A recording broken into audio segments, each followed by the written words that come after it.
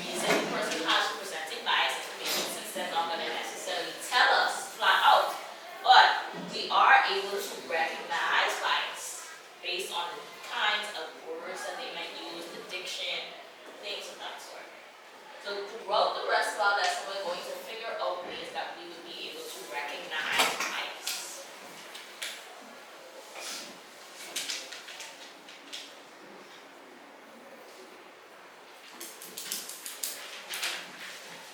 Now let's take this statement, for example. I want you to tell me whether you feel it is biased information or not.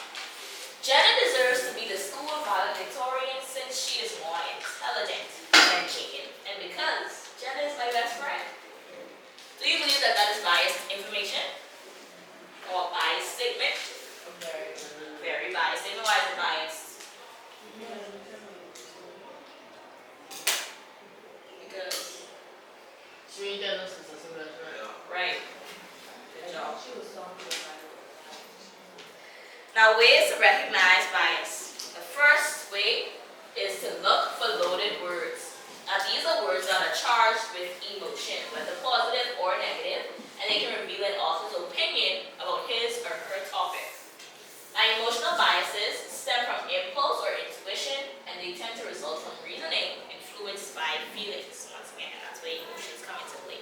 Now, emotional bias are also harder to correct because when feelings are involved, they can be difficult to change.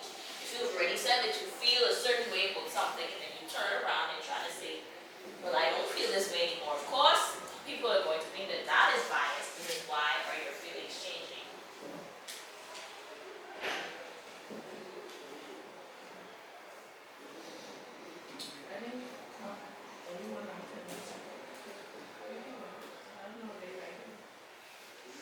Alrighty. The second way that we will be able to recognize bias. But first, before we do that, we have words that denote bias. Can I have someone to read maybe the first column of words? Right. So as you can see, words that denote bias are what kind of words? It begins with a D word that I want to hang on. Descriptive words. Good job. So the second thing that we can use to recognize bias, we have to watch out for stereotypes.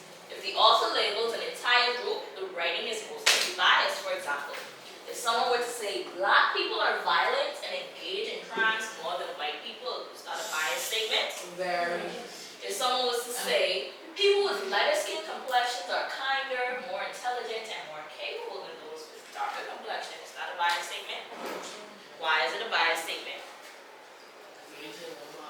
Because color does not dictate what? The person. Good job. The character of that person. Another way that we can use when it comes to recognizing bias is we have to look out for vague language or generalizations.